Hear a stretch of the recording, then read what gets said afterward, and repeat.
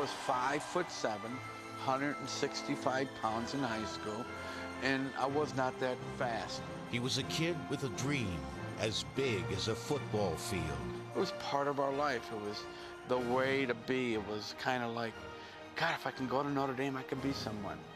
Your family's not rich, you're not a great athlete, and you know, only smart kids go there. The kid defied all odds and made his dream come true. Forget men, we're gonna get him on the run, we're gonna go! And we're not gonna stop until we get across that goal line! And don't forget men, today's the day we're gonna win! This is life.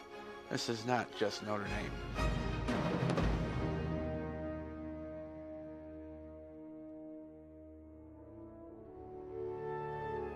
Rudy Ruettiger was one of 14 children growing up in a Catholic family in Joliet, Illinois. Because you're a little boy thinking you can be anybody. You can do anything. You can go anywhere. And I felt that. That's the power of the dream. So a small boy set his sights on a very tall dream. We weren't rich. My dad worked 3 jobs just to put food on the table. We played football all the time, dreaming. But at the time, it seemed more like a child's imagination run wild. I'm a dreamer, just like they said I was in high school. I'm not a doer, I'm a dreamer. That was the lesson Rudy learned over and over again in school. And the teachers are struggling with you because they're saying, Rudy, pay attention. Rudy, quit dreaming. Mr. Ruettiger, would you be interested in joining us? The House and the Senate Don't even committee? try.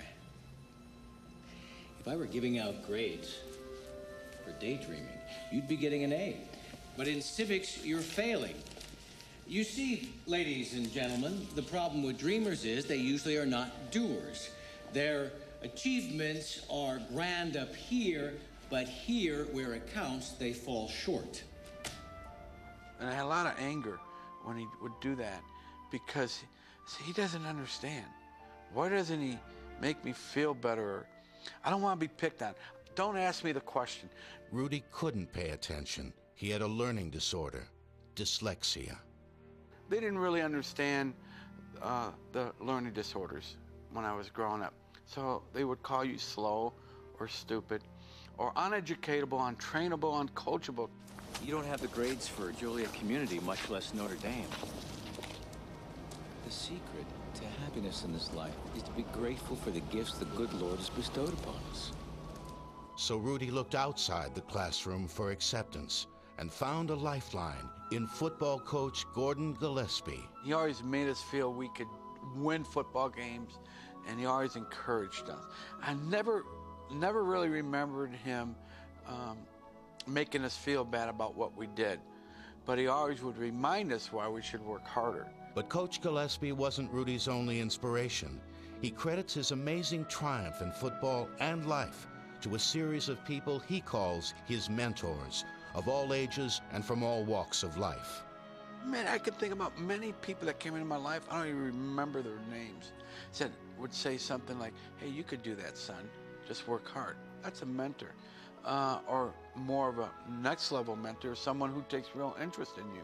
At the power plant where Rudy went to work after high school, he found a friend who changed the course of his life. I believe in soulmates. I believe people become friends and dreamers when they have this, when they touch each other's soul, of that spirit, that human spirit. He had it, I had it, and we could connect on it. How's it look? You were born to wear that jacket.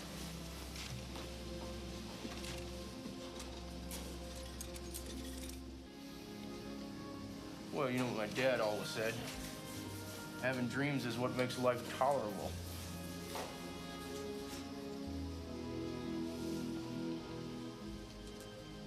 But in June 1972, disaster struck, sending Rudy an even more urgent message. His death gave me a reason. It was a moment of breakthrough. It made me realize that, you know, I better get my life straightened out. I better get my priorities straight. And that death reminded me of do what's right. Rudy left home for South Bend, Indiana. When I stepped on that campus, it cleansed all the negative feelings I had about life. It made me very powerful.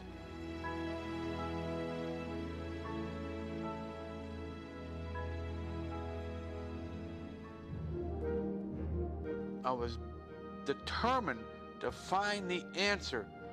What must I do to go to Notre Dame? Father John Kavanaugh showed Rudy how junior college could be his path to Notre Dame. God must have put him there because he was a past president of Notre Dame. He was a little older. He just happened to be there that night. Why are you here? I want to go to school at Notre Dame. What you need is the dream. Then find out what you must do. A teacher at the junior college discovered Rudy's learning disorder and did something about it. One of the greatest college football coaches of all time, Notre Dame's Ara Parseghian, took time out for Rudy. He was the guy.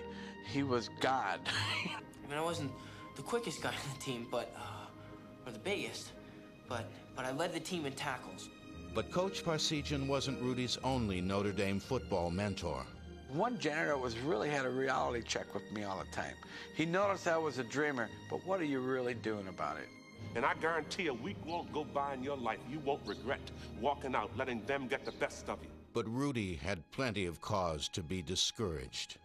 When I got the rejection letters, it's like that star. You're close, but so far away. I'm desperate.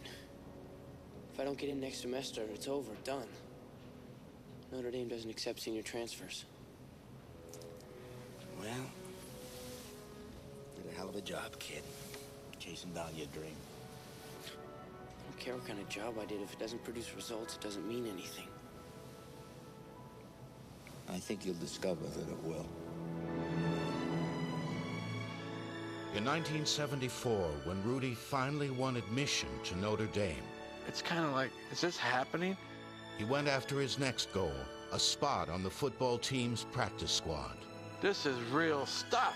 This is not a dream. This is reality. You're going to get hit, you're going to get knocked down, and you're going to have to perform. And he did, serving on the Notre Dame practice squad for 2 bruising seasons. I got hit from the blind side one day. I thought I actually died.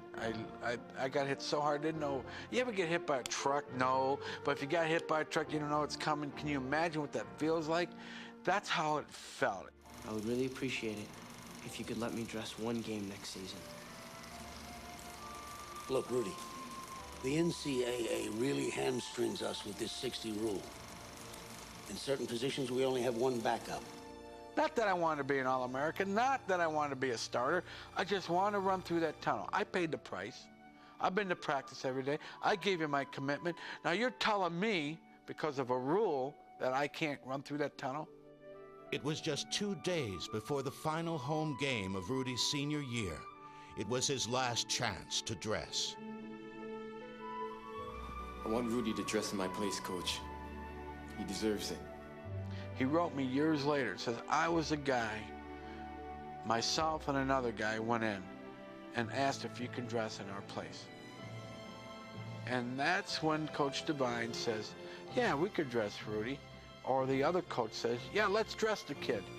Coach, he deserves a dress. It was November 8th, 1975. Game day. Notre Dame versus Georgia Tech.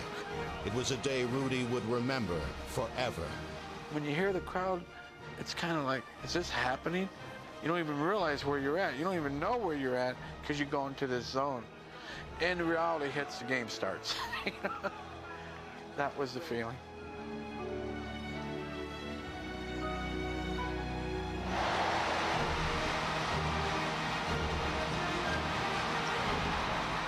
There is a magical feeling here. There's tradition.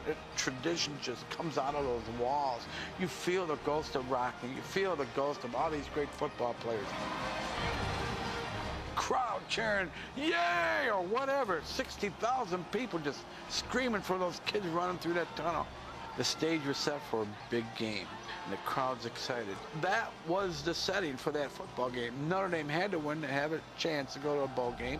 Watching from the sidelines, even Rudy